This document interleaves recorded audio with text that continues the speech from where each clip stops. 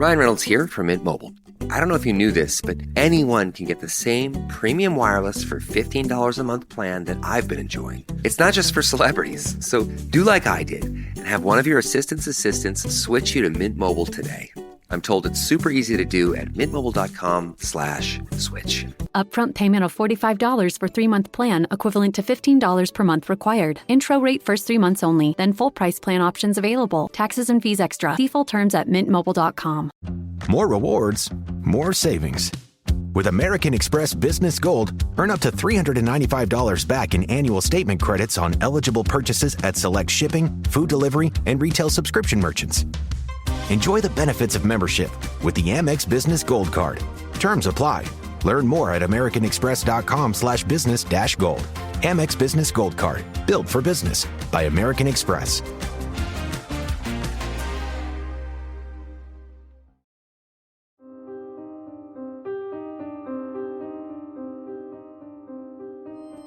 O inferno foi algo inventado para colocar medo nas pessoas? Outras culturas também cultivam a ideia de um lugar de punição eterna?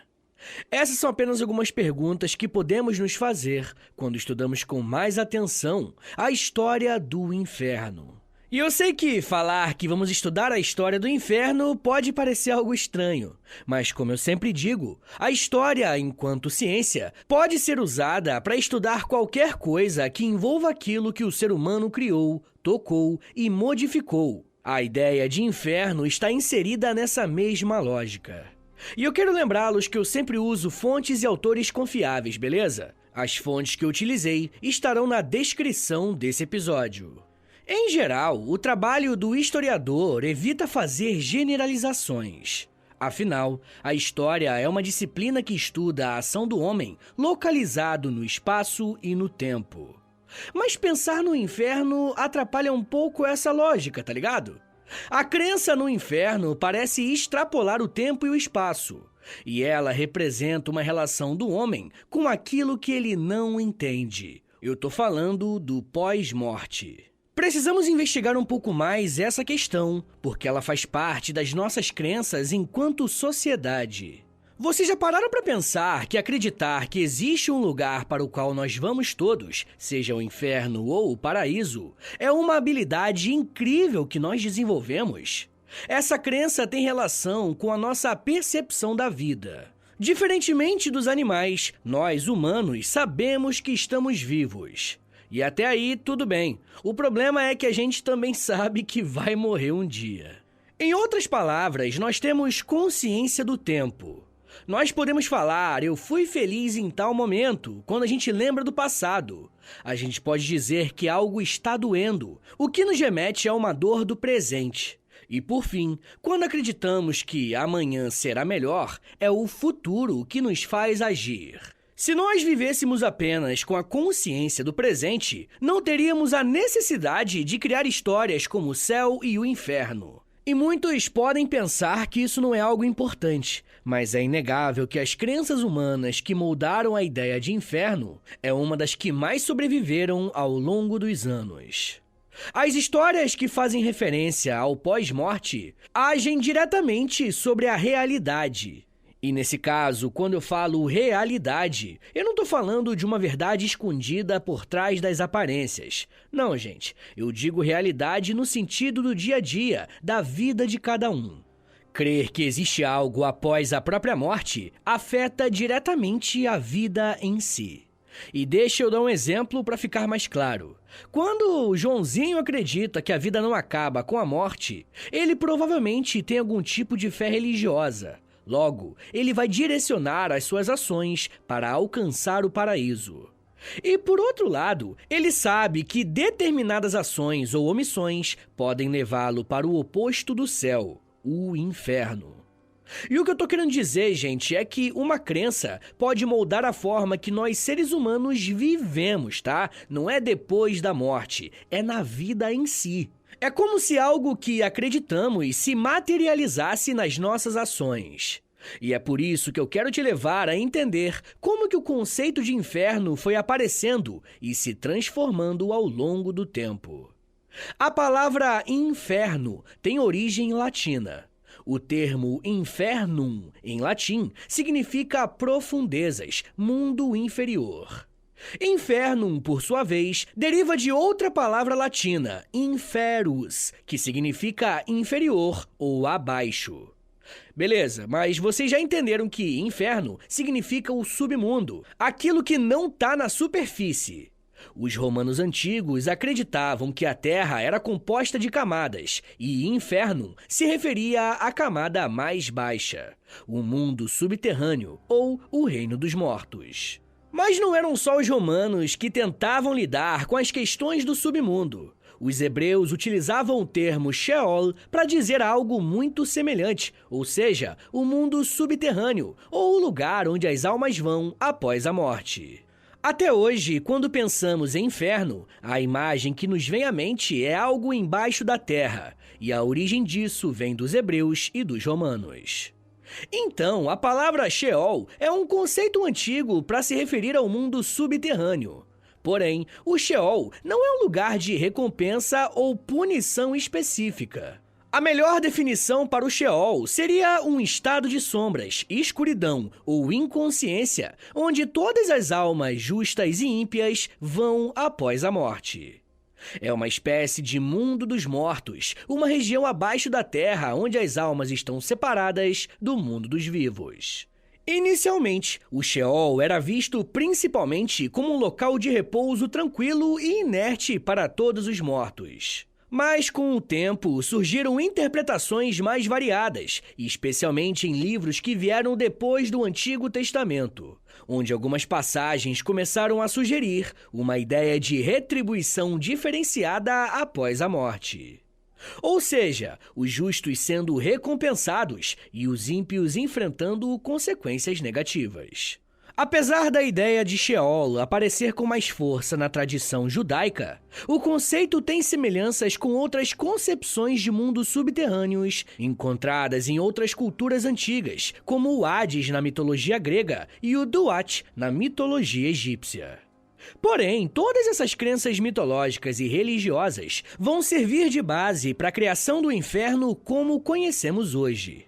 E sim, o inferno que você imagina na sua cabeça foi algo fabricado, montado para cumprir um objetivo específico. Falar desses termos antigos é importante porque eles vão se misturar durante as traduções que serão feitas ao longo do tempo.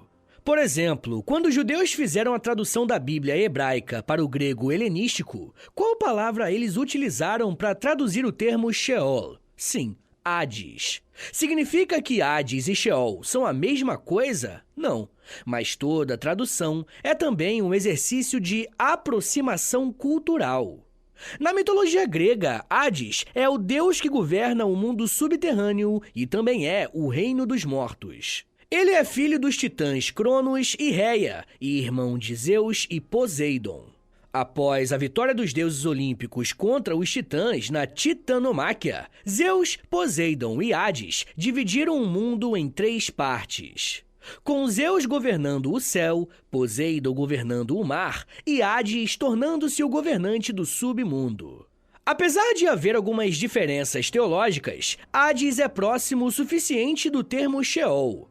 O Hades, o reino subterrâneo, é uma região sombria, localizada abaixo da terra, onde as almas dos mortos vão após deixar o mundo dos vivos. É um lugar distante dos deuses e inacessível aos seres humanos em vida. O acesso ao Hades é restrito e acredita-se que os mortos devem atravessar o rio Estige, um rio mítico que circunda o submundo para entrar no reino dos mortos. Aqui nós já temos uma diferença que podemos destacar.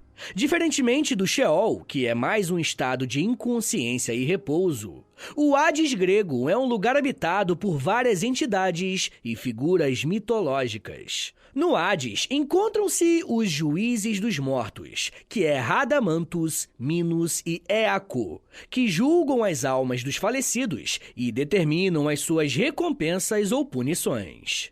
Lá também está o Campos Elíseos, uma seção especial do Hades reservada para as almas dos heróis e pessoas virtuosas, onde elas desfrutam de uma existência mais agradável após a morte.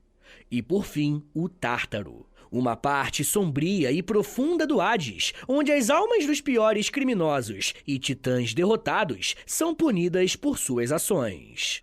Agora, já começamos a falar de um submundo como um lugar onde há um julgamento e uma punição. A ideia de um lugar de punição também está presente no conceito Duat, dos egípcios antigos.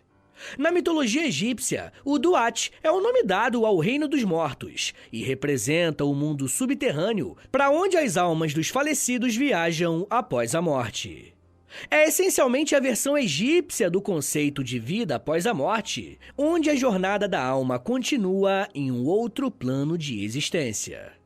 De forma semelhante ao Hades, o Duat era concebido como um reino complexo e vasto, composto por várias regiões distintas que a alma do falecido precisava atravessar em sua jornada após morte. Para guiar a alma em sua jornada, os egípcios acreditavam que seriam necessárias fórmulas mágicas, incluindo amuletos e rituais como os encontrados no Livro dos Mortos, para garantir uma passagem segura e bem-sucedida pelo Duat. Dentro do Duat havia várias regiões ou salas associadas a diferentes etapas do julgamento e purificação das almas. Uma dessas regiões mais importantes é Aaru, ou Campos de Juncos, que era uma espécie de paraíso reservado para as almas justas e virtuosas. Aqueles que passassem pelo julgamento da deusa Maat com sucesso teriam a oportunidade de alcançar Aaru, onde iriam desfrutar de uma existência feliz e tranquila. Por outro lado, as almas que não passassem no julgamento ou fossem consideradas culpadas de ações malignas enfrentariam diversas formas de punição e tortura em diferentes regiões do Duat. O conceito de Duat é fundamental para entendermos a sociedade egípcia. A concepção de um lugar como Duat moldou as práticas funerárias egípcias, a construção das tumbas e a preparação dos mortos para sua jornada ao além. E até aqui, nós percebemos que a concepção e crença de que existe um lugar para onde vão os mortos ou almas era compartilhada por diferentes culturas na antiguidade. Gregos, hebreus, egípcios e romanos acreditavam que a vida não se esgotava com a morte. E mais ainda, que após a morte, as almas iam para um lugar onde havia um julgamento que determinava em qual seção, entre aspas, a alma ficaria. E esse lugar era retratado como escuro, frio, sombrio e doloroso.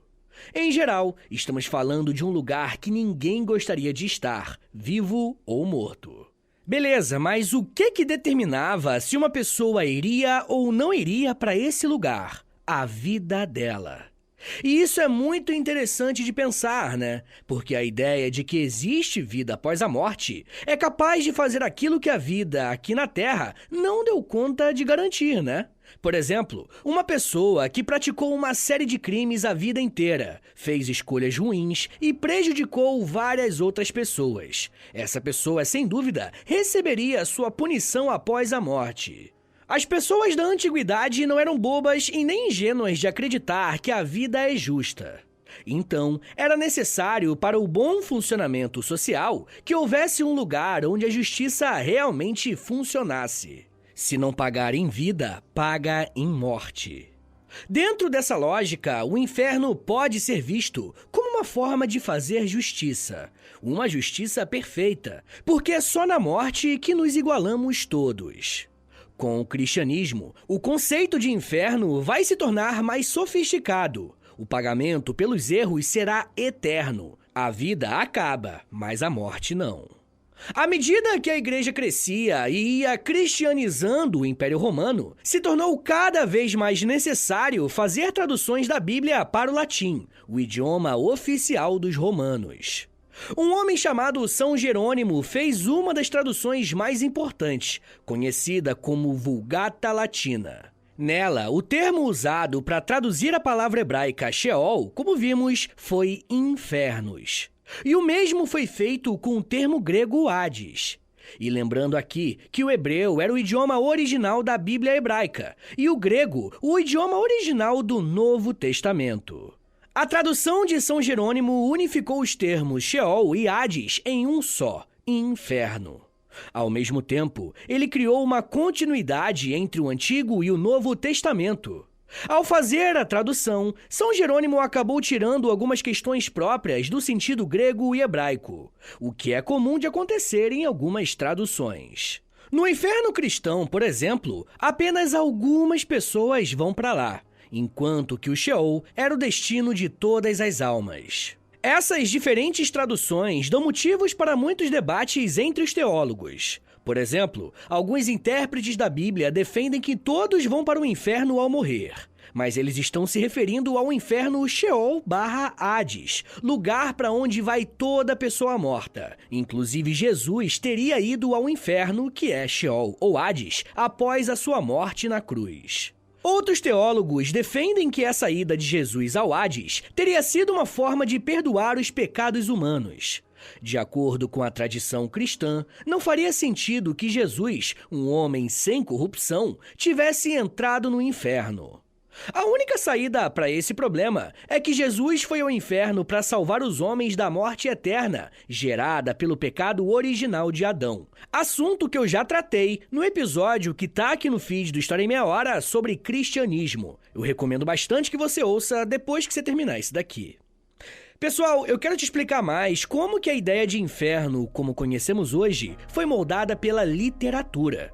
Mas me dá um minutinho aí, tá, gente, que daqui a pouco a gente volta e eu falo um pouco mais sobre Idade Média, medo, literatura, mentiras e criatividade.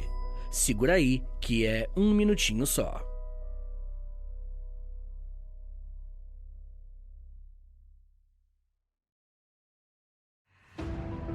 This episode is brought to you by Peacock. The new Peacock original documentary, Matthew Perry, A Hollywood Tragedy, dives deep into the beloved actor's rise to fame and his tragic death. 5 people, including Perry's personal assistant, 2 medical doctors, and an alleged Hollywood drug dealer known as the Ketamine Queen, were charged with conspiracy to illegally provide Perry with the ketamine.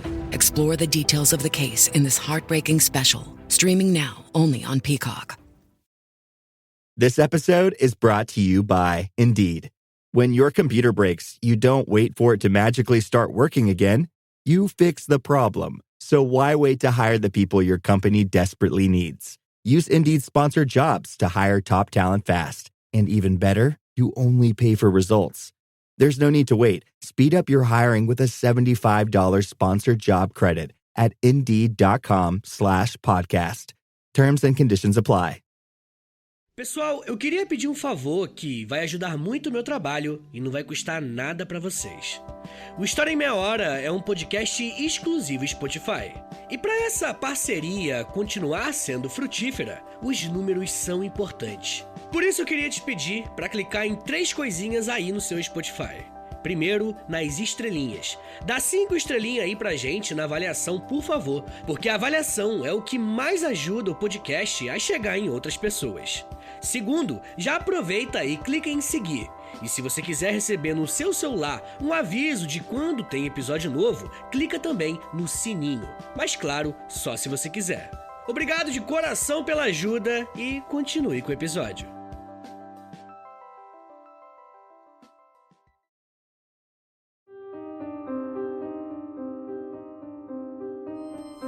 Abre aspas.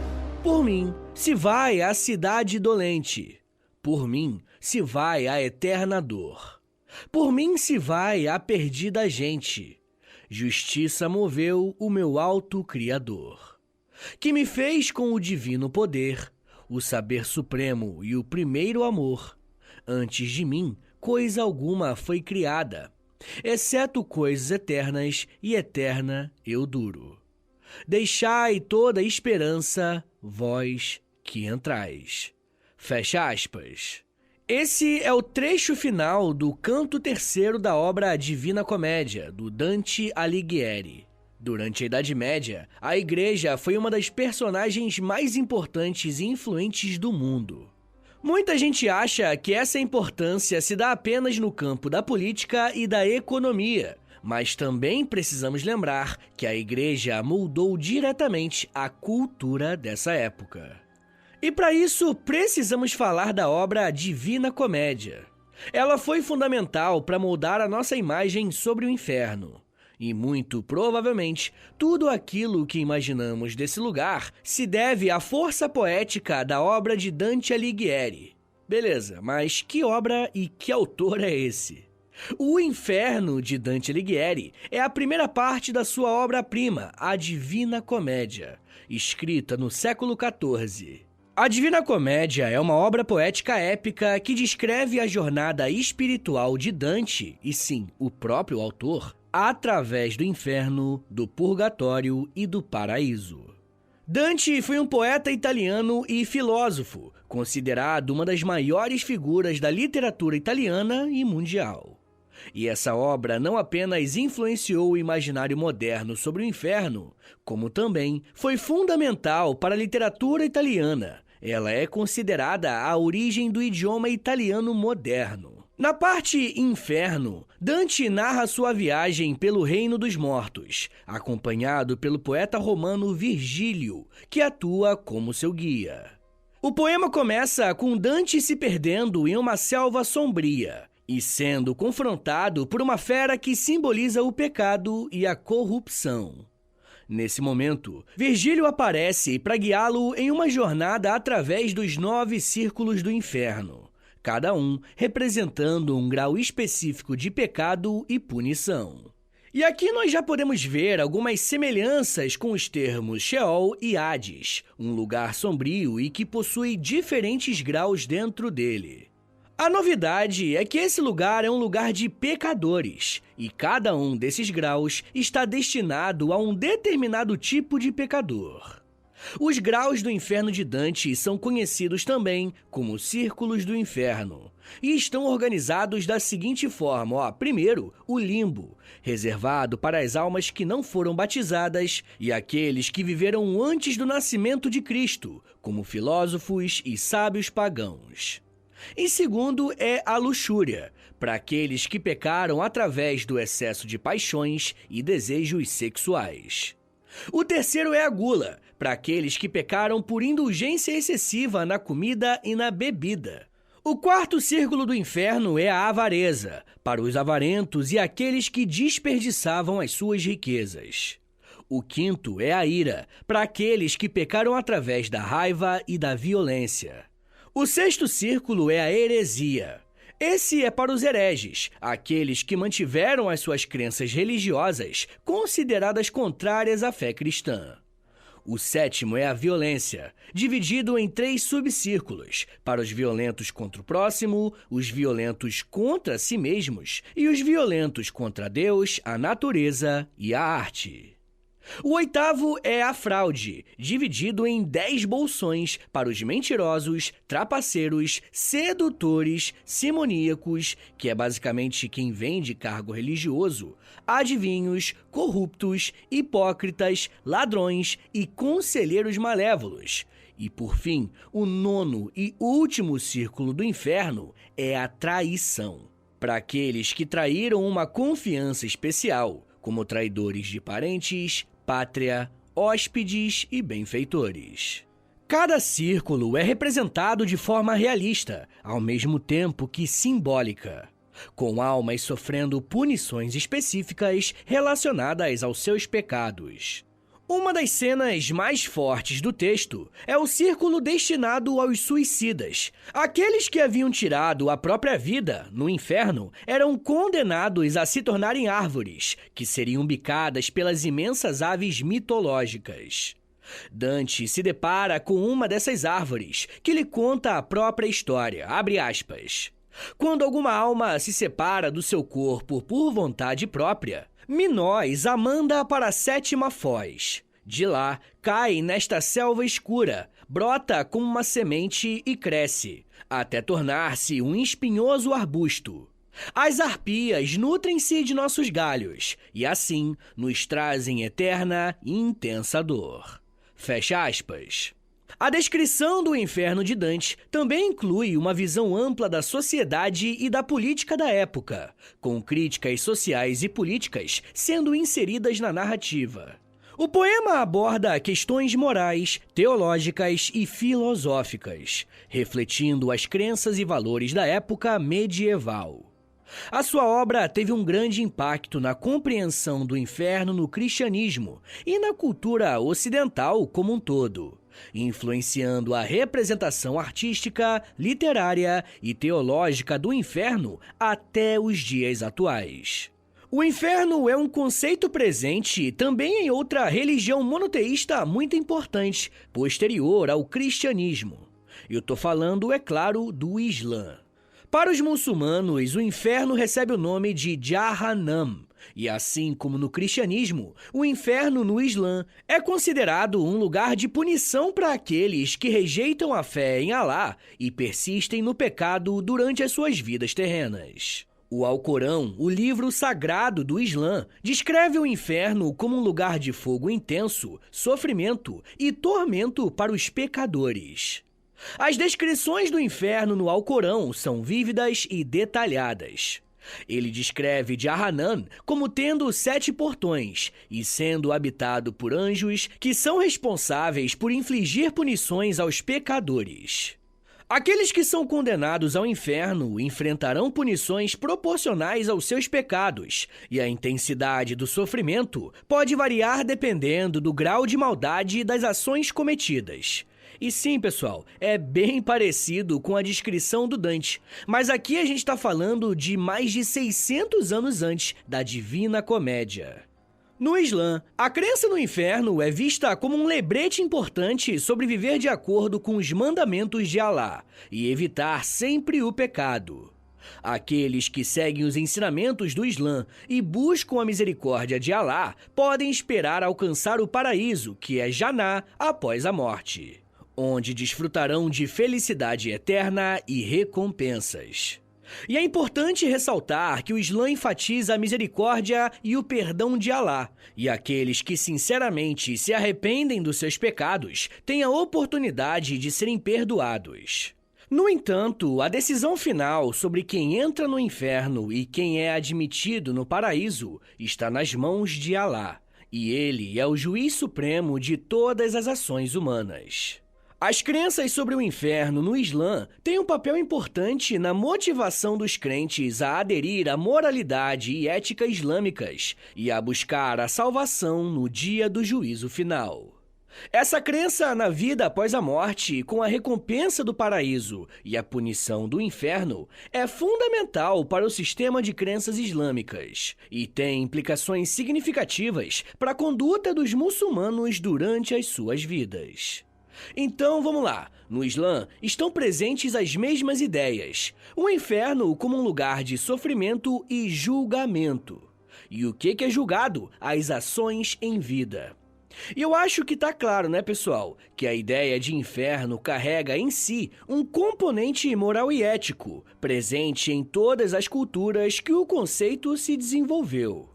Mas vocês devem estar pensando que, até agora, eu só falei das religiões e tradições europeias. Mesmo o Islã, que não é europeu, tem origem semelhante à tradição hebraica. Então, nas outras religiões orientais, por exemplo, existe inferno também? E a resposta é mais ou menos. No budismo, podemos citar o conceito de samsara. E é claro que existem diferenças entre esses termos, mas eu estou destacando as semelhanças apenas, beleza? Então podemos dizer o seguinte: no budismo não existe um conceito exato de inferno como encontrado no cristianismo ou no islamismo. No entanto, o budismo tem uma crença em um sistema de reinos de existência após a morte, onde as ações e as escolhas feitas durante a vida terrena têm consequências. Os reinos de existência no budismo são conhecidos como samsara e compreendem 6 reinos principais: reino dos deuses, reino dos semideuses, reino humano, reino dos animais, reino dos fantasmas famintos e reino dos seres infernais. No budismo, todos esses reinos de existência estão sujeitos ao sofrimento, pois fazem parte do ciclo de samsara, o contínuo renascimento e morte.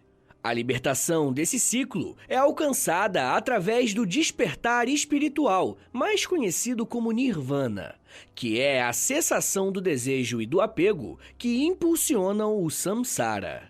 Diferentemente do cristianismo, o budismo busca a cessação do desejo, porque entende-se que é no desejo que está a origem do mal. E esse lugar sem desejos é o nirvana.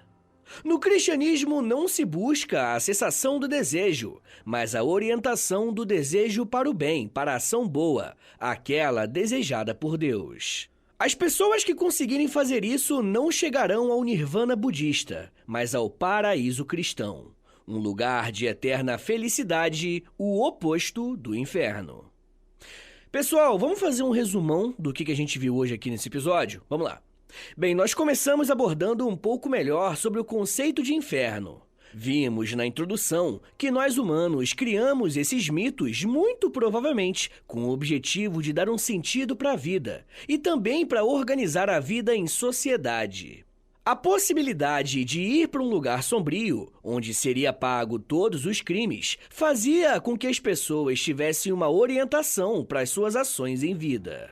Depois, a gente buscou entender melhor como que os hebreus e gregos pensaram a vida após a morte, e deram nomes diferentes para isso, Sheol e Hades. A tradução romana para esses dois conceitos foi inferno, que ganhou força no cristianismo. E a maior representação cristã do inferno, sem dúvidas, foi a obra poética de Dante Alighieri, a Divina Comédia. O poema escrito em italiano foi capaz de gerar uma imagem de como seria o inferno que persiste até hoje. Também vimos depois que o Islã segue a tradição hebraica das religiões monoteístas e pensou no inferno chamado Jahannam. No budismo, vimos o conceito de samsara, que se assemelha um pouco ao inferno ocidental, sobretudo por ser um lugar de sofrimento. Por fim, falta fazer algumas ponderações sobre as religiões africanas e indígenas. Afinal, existe inferno nelas? Em algumas religiões indígenas, assim como em algumas religiões africanas, não existe um conceito uniforme e universal de inferno como encontrado em religiões institucionalmente organizadas, caso do cristianismo ou do islamismo. As crenças e concepções sobre a vida após a morte variam significativamente entre as diferentes culturas indígenas e africanas ao redor do mundo. Essas religiões são extremamente diversas e enraizadas nas tradições culturais, espirituais e cosmológicas específicas de cada comunidade. Portanto, não há uma visão geral ou comum do inferno nesses sistemas de crenças. Em algumas religiões indígenas, por exemplo, a vida após a morte é vista como uma continuação da existência espiritual, quando as almas dos falecidos se juntam aos ancestrais ou espíritos da natureza. Em outras culturas, acredita-se na reencarnação, onde a alma é reencarnada em um novo corpo após a morte. O foco das religiões indígenas geralmente está na conexão do mundo com a natureza, da alma com a terra. Mas isso já é um papo para uma outra meia hora.